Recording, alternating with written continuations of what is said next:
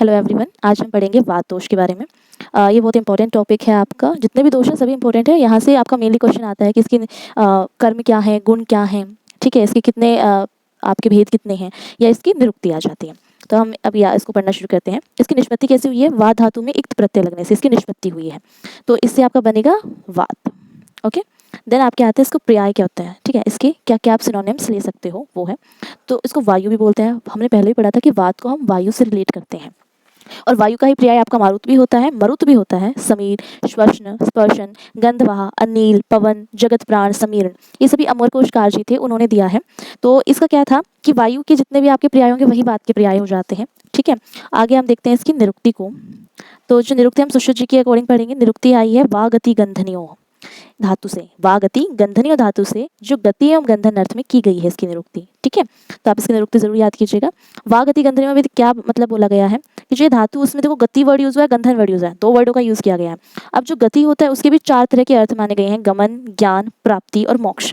देखो हमने वायु को देखा है, वायु चलती रहती है, भ्रमण करती रहती है, तो गमन। फिर ज्ञान का, ये ज्ञान का प्रतीत होती है। हमने पहले वीडियो में पढ़ा था कि इसको हम जितने भी न्यूरॉन्स होते हैं नर्वस सिस्टम से इसको रिलेट करते हैं। तो नर्वस सिस्टम अगर आपका काफ़ी अच्छा है, ठीक है, तो क्या करेगा, आपको ज्ञान की भी प्राप्ति होगी। देन इसका सेकंड है प्राप्ति एंड देन मोक्ष। इसके ये चार इसके अर्थ लिए गए हैं। और जो गंधन वर्ड है उसको हम लेते हैं उत्साह के लिए, हिंसन के लिए और सूचन के लिए। एक तो हम उत्साह किसी चीज़ के लिए हम बहुत ज़्यादा कहते हैं ना, उत्साहित हैं कि हमें वो चीज़ करनी है ना, we are so interested in that कि हमें वो करना है ना, वो एक एंथुसियाज्म आता है हमारे अंदर, वो उत्साह। हिंसन, जो वात है ना वो थोड़ा सा हिंसक होता है, कहते हैं ना, थोड़ा सा आप कहते हैं हिंसा, हिंसा वर्ड यूज़ होता है, तो हिंसन उसी में यूज़ किया गया है। एंड सेकंड सूचन, कि भाई सूचन क्या था, सूचना देने वाला, ठीक है। अब आते हैं हम आगे। वात शरीर में जब विकृत अवस्था को प्राप्त होता है तब शरीर को पीड़ा पहुंच जाता है, इसलिए बात को हिंसन या पीड़ाजनन कहते हैं। इसको हिंसन और पीड़ाजनन क्यों कहा? क्योंकि जब भी ये विकृत अवस्था, जब भी ये अपने इक्विलिब्रियम पोजीशन को छोड़ेगा ना, तो ये क्या करेगा, शरीर में दर्द करता है, बहुत ज़्यादा पेन करेगा, और उसकी वजह से ही हमने इसको क्या बोला है, हिंसन और पीड़ाजनन कहा है। आगे हम देखते हैं इसका स्वरूप क्या है। स्वरूप फिर सुश्रुत जी के अकॉर्डिंग देख रहे हैं। सुश्रुत निदान स्थान का फर्स्ट चैप्टर का 5th श्लोक है। स्वंभुरेषु भगवान वायुरित्य शब्दितः, वायुरित्य अभिशब्दितः। देखो स्वंभुरेषु, तो इसका स्वंभु कहा गया है। क्यों? क्योंकि इसकी जो गति है वो सर्वत्र रहती है और ये आकाश की तरह सर्वत्र व्याप्त रहती है, ठीक है, इसको स्वंभु बोला गया। सेकंड पॉइंट आता है आपका कि वायु के द्वारा ही सभी प्राणियों में चैतन्यता आती है, चैतन्यता, कि हम कहते हैं ना कि वायु अगर नहीं होगी हमें प्राण भी देता है। अगर चेतना, चेतना आपकी जो आत्मा का ही पर्याय है, आत्मा हमारे शरीर में है तो ही तो हम बोल पा रहे हैं, तभी हम जीवित कहला रहे हैं। अगर वही नहीं होगी आत्मा तो हम मृत घोषित कर दिए जाते हैं, ठीक है। तो ये चेतना प्रोवाइड करती है हमें, ठीक है। फिर यह है जो प्राणवायु के द्वारा शरीर को जीवित रखने के कारण, वायु सभी प्राणियों की आत्मा की। प्राणवायु क्या होती है आपकी? ऑक्सीजन को बोला गया है प्राणवायु, और उसी के कारण जितने भी हम लोग हैं जीवित रह पा रहे हैं। विदाउट ऑक्सीजन हम लोग मर जाएंगे, तो ये वाली बात इन्होंने बोली है। देन आते कि जो वायु है ना वो सभी स्थावर जांगम द्रव्यों की उत्पत्ति, स्थिति एवं विनाश के लिए उत्तरदायी होती है। देखो जांगम जो होते हैं वो एक जगह से दूसरी जगह मूव कर सकते हैं, तो जिसमें हम एनिमल्स भी आते हैं, एनिमल किंगडम के, ठीक है, ह्यूमंस भी आते हैं, सब हम स्थावर हैं। जांगम है। और स्थावर क्या होता है? स्थावर, मतलब जो स्थिर रहते हैं, जो एक जगह पे, लाइक हमारे पेड़ पौधे वो एक जगह रहते हैं। तो इन सब की जो उत्पत्ति हो रही है, ठीक है, प्रोडक्शन हुआ, फिर स्थिति स्टेबिलिटी आई, देन उसके बाद उसका विनाश होना, वो सब किसकी वजह से हो रहा है? आपका वायु की वजह से होता है। देन ये स्वयं अव्यक्त रहते हुए व्यक्त कर्मों का संपादन करती है। कल हमने बात की थी कि जितने भी त्रिदोष होते हैं, आपके दोष हैं, वो दिखते नहीं है, they are not visible to us, but हम उनकी क्रियाओं से पता लगाते हैं कि हाँ ये दोष है, ये कर रहा है, ये कौन काम कर रहा है, ये दोष काम कर रहा है। तो they are not visible to us, but वो फिर भी काम करते हैं, लेकिन उनके जो काम होते हैं हम उनको देख सकते हैं। इसकी वजह से इसको बोला गया है कि अव्यक्त रहते हुए भी व्यक्त कर्मों का संपादन करती है। फिर चरक ने समस्त चराचर को गति प्रदान करने के कारण वायु को प्राण संख्या प्रदान की है। वात अमूर्त है, अर्थात दृश्य द्रव्य नहीं, कहा ना मैंने, अभी ये दृश्य नहीं है, हमें दिखाई नहीं देती, विजिबल नहीं है, साथ में हर किसी को गति प्रोवाइड करी है। कल बात की थी कि हमने पित्त को भी दे रही थी, कफ को भी दे रही थी, साथ में न्यूरॉन्स हैं। अगर न्यूरॉन्स आपको, मेरा हाथ है पैरालाइज हो गया, कोई इन्फॉर्मेशन नहीं जा नहीं पा रही, ठीक है, अगर उसमें कुछ गर्म गिर रहा है, वो कर रहा है, अगर वहाँ पे सेंसेशन नहीं होगी, वात प्रोवाइड नहीं होगा, वात नहीं होगा वहाँ, तो मुझे कैसे पता लगेगा कि भाई हाँ मेरे हाथ पे कुछ गर्म गिरा, मुझे अपना हाथ हटाना चाहिए वहाँ से, या वो बहुत ठंडी है तो मुझे उससे अपना हाथ को दूर रखना चाहिए ना। तो ये वात है हमारा। देन हमारा पॉइंट आता है शीघ्रगामी होने के कारण इसे आशुवाही कहा गया है। शीघ्र मतलब बहुत जल्दी काम करती है, बहुत रैपिड एक्शन है इसका, इसकी वजह से इसको आशुवाही कहा गया है। देन त्रिदोष में प्रधान होने के कारण व्याधि उत्पादन में भी प्रधान होता है। महर्षि सुश्रुत ने इसलिए इसको वात को क्या बोला? दोषानाम नेता और रोग समूराट कहा है। देखो जो सुश्रुत जी थे ना, वो क्यों इन्होंने, क्योंकि हम जब आप डिजीज़ पढ़ोगे तो वहाँ पे आएगा जो वात है वो 80 प्रकार की डिजीज़ करता है। और ये आपका एक नंबर दे रखा है, लेकिन ये मतलब नहीं है कि 80 ही कर रहा है। डिजीज़ तो बहुत सारी प्रोवाइड करता है, लेकिन जितनों का हमने उस टाइम पे ज्ञान हो पाया, हमने वहाँ पे उतने का ही उल्लेख कर दिया, उतनों का हमने डिस्क्रिप्शन दे दिया कि भाई 80 डिजीज़ हैं, ये इसने कर दी, ठीक है। तो और जो पित्त है वो 40 करता है और जो कफ है वो 20 करता है। तो सबसे ज़्यादा कौन कर रहा है? 80 कौन कर रहा है? वात हमारा। तो इसकी वजह से इसे रोग समूराट भी बोला गया है और दोषानाम नेता भी कहा गया है, ठीक है। ये आप पॉइंट याद रखिएगा। देन आता है इसका हम 5 भौतिक स्वरूप देखते हैं। क्या है? जितने भी वात को एक द्रव्य माना गया है और जितने भी द्रव्य होते हैं वो 5 भौतिक होते हैं। इस सिद्धांत के अनुसार वात को भी 5 भौतिक होना चाहिए। अभी देखो, कोई भी ऐसा चीज़ नहीं है इस संसार में कि वो 5 एलिमेंट से ना बनी हो, सभी 5 एलिमेंट से बनी हुई है। लेकिन अब देखो वात में भी किस चीज़ की डोमिनेंसी है, हम वो देखेंगे अब पहले, कि वात में वायु एवं आकाश महाभूत की प्रधानता स्वीकार की गई है। देखो वृद्धवाग्भट जी ने बताया है कि वायु आकाश धातुभ्याम वायु है, वायु आकाश धातुभ्याम वायु है, वायु और आकाश, ठीक है, दो की इन्होंने प्रधानता बता दी। तथापि अन्य शेष महाभूत भी वात में न्यूनाधिक रूप में विद्यमान रहते हैं। वायु एवं आकाश महाभूत की प्रधानता के कारण इनमें इन दोषों के गुणों एवं विशेषताओं को ही प्रबलता रहना स्वाभाविक है। देखो क्योंकि हमने ना दो चीज, सारे गुण तो होते, सारे प्रकार के महाभूत है, 5 प्रकार के महाभूत है इसके अंदर, लेकिन कहते ना कोई चीज डोमिनेट कर रही है। जैसे मैं अगर पित्त प्रकार की, मैं हूँ पित्त वात कफ, मेरे तीनों प्रकृति में सबसे ज्यादा डोमिनेट करता है मेरा पित्त करता है, उसके बाद कफ करता है, फिर वात। तो क्या हुआ, हम किसको मानेंगे? पहले पित्त को मानेंगे ना, उसके बाद। तो यहाँ पे भी डोमिनेट जो कर रहा है वो आकाश और वायु कर रहा है, और दूसरे जो है वो कम कम, मतलब मिनिमम अमाउंट में वो भी प्रेजेंट है। अब देखो कैसे पता लगाएंगे कि भाई वो प्रेजेंट है कि नहीं। हमने बोला ये सर्वगत एवं स्वयंभू है, हर जगह व्याप्त है, वो किसकी वजह से है? वो आकाश महाभूत की वजह से है, ठीक है। देन हमने एक पॉइंट देखा आगे कि जो वायु महाभूत है वो वात के निर्माण का तो मुख्य अंश है। हमने पहले ही बोल दिया कि वायु और आकाश है और वात। अब देखो आपने जब त्रिगुण पढ़ा था हमने, और त्रिदोष के बीच में जो हमने डाला था, देखो वात में वायु की प्रधानता, वायु जो महाभूत होता है, आकाश वायु अग्नि जल पृथ्वी, ये बोला था सीक्वेंस याद करने को मैंने।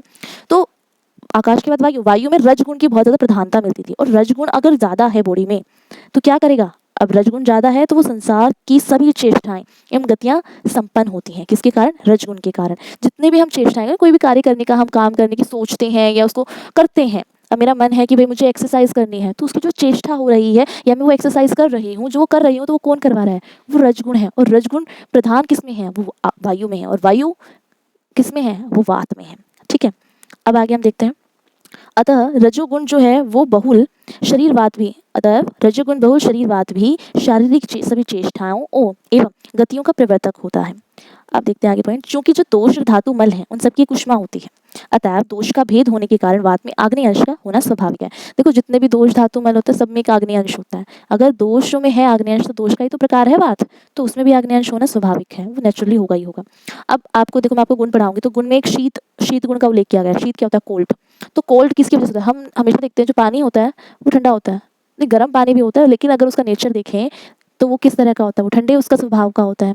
तो इसमें अगर वो ठंडा गुण है तो किस कारण है? जो शीत गुण है वो किस कारण? वो जल महाभूत के कारण है। फिर आते हैं हम आगे, पृथ्वी महाभूत कैसे पता लगाएंगे? उसमें उपस्थित विद्यमान खरगुण। खरगुण क्या होता है? रफ, जो हमें रफनेस प्रोवाइड करता है। वायु बहुत ज़्यादा जब चल रही होती है, कहते हैं ना भाई बहुत तेज वायु, बहुत ज़्यादा आजकल तेज हवाएं चल रही हैं, तो आपकी स्किन जो है वो काफ़ी ड्राई हो जाती है, काफ़ी क्रैक्स हो जाते हैं उस आपकी स्किन में, तो वो खरगुण होता है। और वो किस में होता है? वो वायु में होता है। सॉरी मैंने गलत बोल दिया, वो पृथ्वी महाभूत की वजह से होता है, वायु में बोल रही थी। तो वात दोष जो है वो उपस्थित, जो उसमें विद्यमान खरगुण है वो किसके कारण है? वो पृथ्वी महाभूत के कारण है। हमने पृथ्वी को देखा है, पृथ्वी जो महाभूत है उसका एक गुण होता है स्पेशली, दैट इज खरगुण। अब आते हैं आगे। अतः वात दोष में विद्यमान पंच महाभूतों के कारण वात का 5 भौतिक तो सिद्ध होता है। आप इसकी एक टेबल बना सकते हैं, मैंने वो बनाई नहीं है, यू कैन ट्राई इट, कि आप एक श्लोक याद कर लीजिए इसका, दैट इज इंपॉर्टेंट। आप क्या इसमें डोमिनेट कर रहा है वो पता लग जाएगा आपको। उसके बाद आपको क्या करना है? एक टेबल बनाना, उसमें गुण लिखना, सर्वगत और स्वयंभू है तो किस कारण है? वो आकाश महाभूत के कारण है। फिर ये क्या है? वायु जो है वात के निर्माण में मुख्य अंश है, क्यों? रजोगुण की वजह से। रजोगुण क्या करवाता है? आपका शारीरिक और चेष्टाएं और गतियों का प्रवर्तक होता है। फिर दोष का एक पार्ट है तो इसमें आग्नेय गुण होना स्वाभाविक है। देन फोर्थ पॉइंट आपका आ गया कि भाई शीत गुण जो है वो किसके कारण है? वो आपका जल के कारण है। देन आपका खर गुण आ रहा है, वो किसके कारण है? वो पृथ्वी महाभूत के कारण है, ठीक है। अब हम आगे पढ़ेंगे इसको, वात के गुण। ये श्लोक आप याद कर लीजिएगा, काफी इंपॉर्टेंट श्लोक है, अष्टांग हृदय का है, फर्स्ट चैप्टर का 11वां श्लोक है। तत्र रुक्षो लघुः शीतः खरः सूक्ष्म चलो अनिलः। देखो इसमें रुक्षो बोला ना, तो रुक्षो वर्ड यूज किया जाता है रुक्ष के लिए, मतलब ड्राई है, रुक्ष है। देन लघु, लाइट, ठीक है। रुक्ष क्या होगा आपका? ड्राई। लघु क्या होगा आपका? लाइट, लाइटनेस प्रोवाइड करता है। वायु लाइट होती है ना, शीत क्या है भाई, कोल्ड है। देन खर क्या होता है, अभी मैंने बताया था, जो खर होता है आपका वो रफनेस होती है, ठीक है। और जो आपका सूक्ष्म गुण है, सूक्ष्म का मतलब ये काफ़ी स्मॉल है, बहुत ज़्यादा छोटा है, कि कहीं पे भी घुस जाता है, कहीं पे भी चला जाता है, इसको कोई भी रोक नहीं सकता। आपके कितने से कितने माइन्यूट चैनल्स में भी वो उनके पोर्स को कहते हैं ना उनके अंदर से चला जाएगा, तो उसको कोई भी रोक नहीं सकता वायु को, बात को। एंड देन चल गुण, चल गुण किस लिए, चल का मतलब यहाँ पे है कि वो चलता है, उसकी गति जो है वो गति प्रोवाइड वायु क्या चलती रहती है, तो हम उससे इसका देख सकते हैं रिलेशन। देन इसके जितने विपरीत गुणों वाले द्रव्य होंगे उनका जो सेवन करेंगे हम, वो वायु का शमन करते हैं। देखो इसके गुण क्या थे, रघु रुक्ष लघु शीत खर सूक्ष्म चल। तो अगर मैं गुरु खाना खा रही हूँ, लघु है तो मैं गुरु खाना खा रही हूँ, रुक्ष की जगह मैं स्निग्ध भोजन कर रही हूँ मतलब ऑयली, ठीक है, शीत है मैं गर्म खाना खा रही हूँ, फिर अगर मैं उसकी अपोजिट चीज़ें यूज़ करती हूँ तो इसका शमन होगा, इसको कम किया जा सकता है। अब इसे कुछ और है कि अगर आपका बहुत एक क्वेश्चन 5 नंबर का और सिर्फ ये आ गया कि भाई आप पूरा लिखो इसके गुण के बारे में, तो सिर्फ ऐसे काम ना चले, आप ये श्लोक लिख देंगे इससे हो जाएगा बिल्कुल, 2-3 नंबर आपको दे देगा। लेकिन आपको अच्छे नंबर लेने तो आप एक नीचे एक थोड़ा सा और लिख दीजिएगा इसके बारे में, कि बहुत सारे ग्रंथों में इसका अलग अलग तरह से वर्णन किया गया है, बहुत सारी टेक्स्ट में। तो हम क्या करेंगे उसके बारे में देखेंगे। इसमें 4 गुण बताए हैं हमें, कौन कौन से, प्राकृत गुण, कार्मिक गुण, भौतिक गुण और मानसिक गुण। प्राकृत गुण में क्या आता है, स्पर्शवाद का प्राकृत गुण है, क्योंकि इसमें आकाश महाभूत का शब्द गुण भी विद्यमान रहता है। देखो आप लोगों ने अभी पढ़ा, में भी आपने पदार्थ में पढ़ा हो कि आपके देखो क्या क्या होते हैं, आपके 5 एलिमेंट्स होते हैं, क्या क्या होते हैं, आकाश, वायु, अग्नि, जल और पृथ्वी। तो जो आपका आकाश होता है ना उसमें शब्द गुण होता है,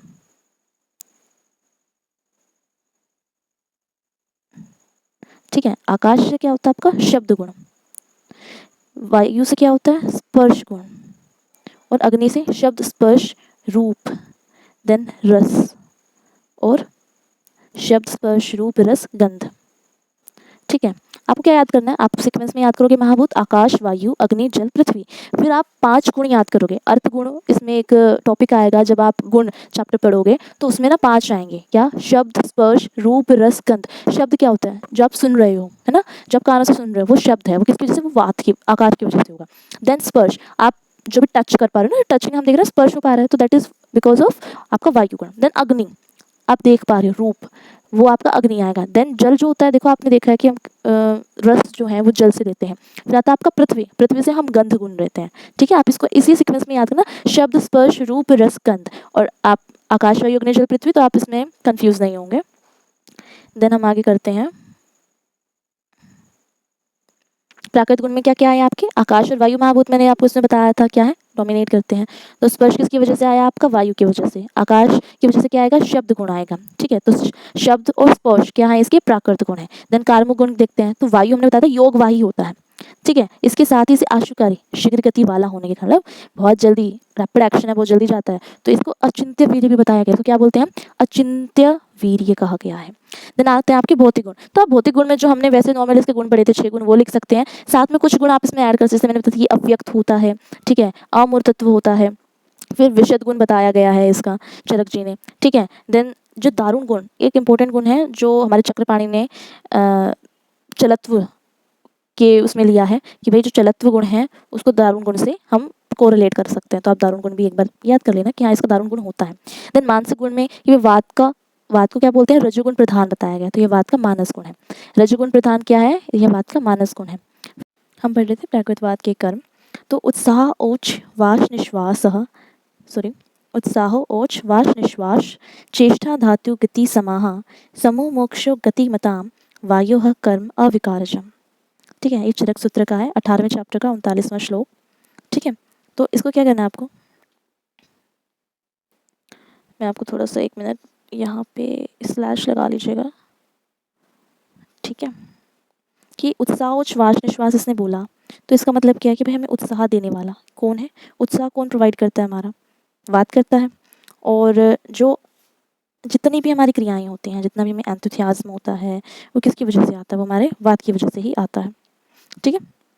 देन आपका सेकंड पॉइंट था वाश निश्वास, दैट मीन्स कि जो आपकी श्वास वायु जो है ना वो अंदर जा रही है, हम ऑक्सीजन लेते हैं बाहर निकालते हैं कार्बन डाइऑक्साइड को, तो जो रेस्पिरेशन हो रहा है वो भी हमारा वात की वजह से हो रहा है। देन धातु गति है समाह, क्या बोला, शारीरिक मानसिक चेष्टाएं यथा बोलना, बैठना आदि रस आदि धातुओं को शरीर में गति ठीक ठाक करवाना, उनको सम रखना, ये किसका काम है, ये हमारे वात का ही काम है। ठीक है, ये धातु गति से मतलब उनको सम में रख लो, समो मोक्षो गति मता, उनको सम में रखो, सब कुछ करो, ठीक ठाक रखो। देन मल मूत्र आदि वेगों का सम्यक निर्हरण करना, कि भाई आप टाइम पे फ्रेश हो रहे हो, आप टाइम से वॉशरूम जा रहे हो। ठीक है, ये सब का कौन करवाता है, वो आपका वात कर्म करवाता है, और ये उसकी अविकृत है कर्म है, मतलब वो जब अपनी प्राकृत अवस्था में है। ठीक है, अब आगे हम देखेंगे इसके स्थान कहाँ है। पक्वाश्य कठी शक्ति श्रोत्र अस्थि स्पर्शनेन्द्रियम स्थानम वात्स्य तत्रापि पक्वाधानम विशेषता। ये अष्टांग हृदय सूत्र स्थान का 12वें अध्याय का पहला श्लोक है कि पक्वाशय क्या होता है, आपका वृहदंत्र। पक्वाशय से आप अपनी इंटेस्टाइन को ले सकते हैं। ठीक है, कटी शक्ति, शक्ति जो आपके दोनों पैर लेगा, और जो कटी वर्ड यूज हुआ है वो आपका एब्डोमिनल पार्ट के लिए यूज होता है most of the time. And श्रोत्र कर्ण, जिसको हम अपना कान बोलते हैं, उनके लिए है। अस्थियाँ आपको पता है ये बोन्स हैं। त्वचा स्किन, ये वायु के स्थान बोलेंगे, क्या आपका इंटेस्टाइन है। ये इन्हीं वर्ड्स में आप अगर याद करेंगे, पक्वाशय कटी शक्ति श्रोत्र अस्थि स्पर्शनेन्द्रियम, तो आपको नंबर मिलेंगे। लेकिन अगर आप दूसरे मतलब लाइक इंटेस्टाइन याद कर लिया, ये कर लिया, तो उसे नंबर नहीं मिलने के। तो जिस तरह से मैंने लिखा है डिट्टो आपको वैसा ही लिखना है, इससे ज़्यादा कुछ भी नहीं है, इससे बाहर तो आपको लिखने की ज़रूरत ही नहीं है। एंड यूनिवर्सिटी एग्जाम के लिए बेस्ट है आप अगर ऐसे लिखते हो तो। ठीक है, देन उनमें भी पक्वाधान को विशेष स्थान माना गया है। जो आपकी इंटेस्टाइन है, लार्ज इंटेस्टाइन, उसको मीन इसका क्या माना गया है, इसका मीन स्थान, मतलब कहाँ पे प्रेजेंट है वो। देन उपयुक्त स्थानों पर वात की विकृति का विशेष प्रभाव दृष्टिगोचर है, कि भाई इन जगहों पर अगर वात दूषित होता है या कुछ भी उसके ऐसे कर्म होते हैं जो ठीक नहीं है, वो कहाँ से पता लगते हैं, इन स्थानों से ही पता लगते हैं हमें। ठीक है, अब आगे हम देखते हैं वात के भेद कितने हैं। तो वात के 5 भेदों को बताया गया, और सर्वप्रथम जो है वो आचार्य चरक जी ने ही बताया था हमें। सो प्राणो उदान समानाख्य, प्राणो उदान समानाख्य व्यान अपानः स पंच था। 5 आ गए, क्या क्या, प्राण उदान समान व्यान अपान। देखो मैंने श्लोक लिखे हैं कि आपको जो बच्चे याद कर सकते हैं श्लोक वो याद कर सकते हैं, जिनको नहीं होता इट्स ऑल राइट, आप ट्राई कर लेना बाद में। बट अगर आपको श्लोक याद है तो इससे प्लस पॉइंट मिलता है कि अगर आपने श्लोक लिखा है लेकिन उसकी हिंदी नहीं लिखी, if you do not have time, कि भाई एग्जाम टाइम है और आपको टाइम नहीं मिल पा रहा है, तो लास्ट में अगर आप सिर्फ श्लोक लिखाते हैं तो उससे भी आपके नंबर मिलते हैं कि हाँ बच्चे ने पढ़ा है। और एक और इसमें बात हो सकती है कि अगर आपको पूरा श्लोक नहीं याद आ रहा, तो what you have to do, शुरू की लाइन लिखो, ऐसे आप उसको बीच में छोड़ दो। ठीक है, ऐसे आप स्लैश दे दो, एंड देन लास्ट की लाइन, एंड देन आपने कहाँ से वो लिया है। अगर वो याद है कि आपने, जैसे मैंने चरक चिकित्सा स्थान का, ये 28वें चैप्टर का 5वां श्लोक है, तो मुझे ये याद है कि वो चरक चिकित्सा का 28वें का 5वां श्लोक है, कि मुझे बीच का याद नहीं आ रहा पार्ट क्या है, शुरू का याद है लास्ट का नहीं याद है, तो उसको आप ऐसे ही आप क्या करना है, डॉट डॉट लगाओ और आप क्या करो, उसको वहाँ खत्म करके और क्या करना है, उसको रेफरेंस लिख दो। रेफरेंस से भी बहुत अच्छा रहता है, नंबर अच्छे आते हैं आपके। तो ये 5 इसने बताया, और ये 5 जो है ना, देखो है तो बात एक ही, लेकिन आपका स्थान किस जगह पे ये प्रेजेंट है, क्योंकि हमारी बॉडी में एक जगह तो है नहीं ना, है ना। रेस्पिरेटरी सिस्टम अलग है, जीआईटी ट्रैक्ट अलग है आपका, यूरिनरी ट्रैक्ट अलग है, लिम्स आपके, तो हर जगह अलग अलग कार्य हो रहा है। तो उसके अकॉर्डिंग इन्होंने 5 प्रकार बताए हैं। अब आगे देखते हैं, फर्स्ट देखते हैं प्राणवायु के स्थान एवं कर्म क्या है। इसके श्लोक इतना इंपॉर्टेंट नहीं है क्योंकि इतना आता नहीं है कि भाई इसको डिफाइन करो, एक ही को डिफाइन करो, ये बोल देते हैं 5 को बता दो। ठीक है, तो आप इसमें कर सकते हो क्या, श्लोक ना याद हो it's all right, if you want to do it. प्राणो अत्र मूर्धगः उरः कंठचिरो बुद्धि हृदय इंद्रिय चित्तधृक शठीवन शब्द उदिकार नेश्वास अन्न, यहाँ पे ये अन्न वर्ड है, संधि विच्छेद हुआ है क्योंकि मैंने किया है, प्रवेश कृत। इसका मतलब क्या है, देखो प्राणो अत्र मूर्धगः, कि प्राण वायु जो है ना वो शरीर में रहता है। जो ये ऊर्ध्व ऊपर बोला ना अत्र मूर्धगः, ये क्या है कि वो शरीर में रहता हुआ कहाँ कहाँ पे, उरह और कंठ चरो, उरह और कंठ प्रदेश में, चरो बोला ना तो इसका मतलब संचरण करता है, घूमता है। देन बुद्धि हृदय इंद्रिय चित्त धरक, इसका मतलब देखो लास्ट लाइन लिखी मैंने, उसके साथ ही प्राण वायु बुद्धि हृदय इंद्रियम चित्त को धारण करता है। छठीवन शब्द उद्गार, छठीवन क्या होता है कि भाई कहते हैं नोजेटिक फीलिंग होती है हमें, पानी आ रहा होता है मुंह में काफ़ी, वो। देन शवथु, तो शवथु आपको छींक को बोलते हैं, स्नेजिंग को।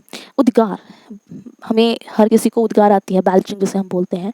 ठीक है, देन निश्वास, हम जो सांस छोड़ रहे हैं बाहर, हम एक्सपायरेशन जो कर रहे हैं। देन अन्न प्रवेश करत, मतलब जब हम खाना खाते हैं तो वो आपके स्टमक में जाता है, तो कौन करवाता है, वो आपका वात करवाता है। ये किसके हैं, प्राणवात के कर्म है। फिर आता है आपका उदान वायु के स्थान एवं कर्म, तो उरह स्थानम उदानस्य नासा नाभि गलाश्चरेत वाक् प्रवृत्ति प्रयत्न ऊर्जा बलवर्ण स्मृति क्रिय। इसका देखो मतलब क्या है आपका, उरह प्रदेश में उदान वायु का क्या है, मुख्य स्थान क्या है, उरस है, उरह। स्थानम उदानस्य, स्थान है किसका, उदान का। देन नासा नाभि गलांश शरीर, कहाँ कहाँ पे संचरण कर रहा है, नासा में, नाभि में और गले में। वाक प्रवृत्ति प्रयत्न ऊर्जा, वाक प्रवृत्ति मतलब बोलने की, हम बोल रहे हैं ना तो ये वाक है, ठीक है, उसको बोलने की प्रवृत्ति। देन ऊर्जा, प्रयत्न देता है, ऊर्जा, बल, वर्ण, स्मृति, जितने भी कर्म है वो उदान वायु द्वारा संपादित होते हैं। ये सभी जो मैंने रेफरेंस लिए हैं वो अष्टांग हृदय के लिए हैं, या फर्स्ट प्रूफ में पढ़ेंगे अष्टांग के, हमारे शुरू के 15 चैप्टर हैं सिलेबस में, तो you will cover it there also. Then आता है समान वायु के स्थान एवं कर्म। समानो अग्नि समीपस्थ कोष्ठे चरति सर्वदा। समानों का मतलब क्या है, समान वायु, अग्नि समीपस्थ मतलब जठरा अग्नि के समीप रहकर, कोष्ठे चरति सर्वदा, कोष्ठ में सब और विचरण करते हैं, मतलब कहाँ पे है, जठरा अग्नि के पास रहती है और कोष्ठ में विचरण करती है। और क्या क्या कार्य संपादन करती है वो हम देखेंगे। अन्नम ग्रहणाति, अन्न का ग्रहण करना, सामान्य अवस्था में बिना पचाए आगे अन्न को जाने नहीं देता है, ठीक है। देन पचती, पचती का मतलब क्या हो भाई, चतुर्विध ग्रहण किए गए आहार का सम्यक पाक कराता है। आप आगे पढ़ेंगे 4 प्रकार के अन्न होते हैं आपका, आप पीने वाला पान, भक्ष्य, ठीक है, आपका लेह आएगा, लेह बोलते हैं जिसको हम चाटते हैं, और भक्ष्य जिसको हम खाते हैं, ठीक है, पान हो गया, भक्ष्य हो गया, देन लेह, और एक में भी असन आता है, क्या आता है मुझे सही से भी याद है। तो 4 प्रकार के अन्न होते हैं जिनको हम खाते हैं, और उसी को हम क्या, आहार का सम्यक पाक कराता है उससे। देन आता है विवेचन, विवेचन पचनोपरांत सार कीट का विभाजन करता है।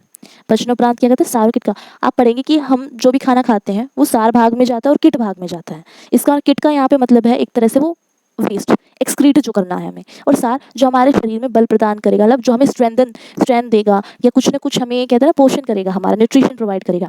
तो खाना पच गया, डाइजेशन हो गया, 2 पार्ट होते हैं ना, एक तो वो हमें हमारा शरीर में कुछ ना कुछ पोषण देता है, ठीक है। सेकंड, हमारी जो स्टूल प्रोडक्शन होता है वो क्या है, एक तरह से वो उसको किट बोलते हैं हम। देन मुंचती, शोषित रस को शरीर में तथा मल द्रव को आगे पक्वाशय में छोड़ देता है, तो इसको शोषण करेगा रस का, ठीक है, और उसको शरीर में तथा मल द्रव को आगे पक्वाशय में छोड़ देगा। पक्वाशय आपका लार्ज इंटेस्टाइन है यहाँ पे। देन आपका आता है व्यान वायु के स्थान एवं कर्म। व्यानो हृदय स्थित, व्यान कहाँ पे रहती है, हृदय में रहती है, हृदय का मतलब यहाँ हृदय है। कृत्सन देहचारी महाजवः, मतलब समस्त देह में संचरण करता है, और महाजव का मतलब यहाँ दिया गया महावेग वाली होती है। किसकी होती है, महावेग वाली, हृदय में रहती है, समस्त शरीर में संचरण करती है और महावेग वाली होती है। गत्य अपेक्षण उत्क्षेपण, गत्य अपेक्षणों उत्क्षेप निमेषो उन्मेषणादि कहा प्रायः सर्वः क्रिया तस्मिन् प्रतिबद्धाः शरीरिणा। इसका क्या मतलब है कि जो उसकी गति होती है, गति का मतलब यहाँ गति है। देन अपेक्षण मतलब भ्रमण करती है, मैंने बताया, बात क्या करता है, पूरी जगह पे संचरण करता है। देन अपेक्षण का मतलब होता है अंगों का नीचे ना गिरने देना, उनको उठा के रखना। उत्क्षेपण होता है आपका अंगों को ऊपर ले जाना, ठीक है। देन निमेष होता है आपका पलक गिरना, उन्मेष होता है पलक का उठना। ये सभी क्रियाएं व्यान वायु से ही संबंधित रखती हैं। देखो, आप पलक झपकाते हो, ऊपर लेके जाते हो पलकों को, तो ये क्या बोलेंगे, उन्मेष। नीचे लेके जाते हो तो इसको बोलेंगे निमेष। कहते हैं ना कि कई बार आपकी जो अंगों की पोजीशन होती है वो डिसबैलेंस हो जाती है, तो उसमें अपेक्षण, अगर नीचे चले गए अंग, भाई हमारा कोई ना कोई पार्ट ऐसा होगा कि वो थोड़ा नीचे धस गया है, वो चला गया है, तो हम क्या बोलेंगे, उसे अपेक्षण कहेंगे। लेकिन अगर वो थोड़ा ऊपर चला गया है तो हम उसे उत्क्षेपण वर्ड यूज करेंगे। देन आते हैं हमारा अपान वायु के स्थान एवं कर्म। अपानो अपानघः श्रोणे वस्ति मेड्रो उरुगोचरः शुक्र आर्द्र शुक्रन सूत्र गर्भ निष्क्रमणीय क्रिया। इसका मतलब क्या है कि जो आपकी अपान वात है, अपानो अपानघ, अपान मतलब अपान वायु अपान प्रदेश में ही रहती है, कटी के नीचे। जो आपकी ये हमने देखी ना, जो नावल रीजन होता है इसके नीचे बोली जाती है। तो कहाँ कहाँ बोलिए, श्रोणी, वस्ती, मेड्र, उरुगोचर। देखो, श्रोणी आपका जो प्रदेश बोला गया वो हिप को बोला जाता है, बस्ती जो है वो यूरिनरी ब्लैडर को बोलते हैं, मेड्र, मेड्र हमारा जो होता है वो पीनस होता है, एंड आर्थवाही स्रोतस जो होते हैं वो हमारी वजाइना है, ठीक है। और उरु में संचरण करता है। उरु जो ये बोला गया है, उरु का जो मतलब आता है वो आता है थाई रीजन से, ठीक है, तो यहाँ पे रहता है वात, अपान वात।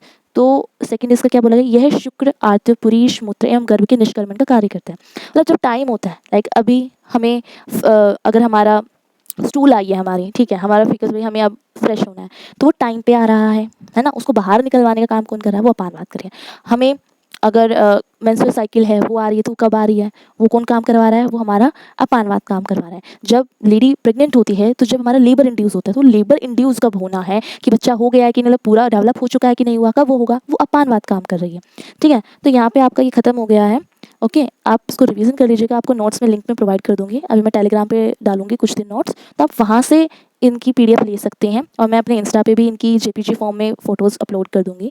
अगर आपको अच्छी लगी है वीडियो तो do like it, share it and subscribe my channel. और अगर कुछ डाउट्स हैं तो आप उसको भी कमेंट सेक्शन में लिख सकते हैं, मैं आपको उसका आंसर देने की पूरी कोशिश करूँगी। Thanks for watching.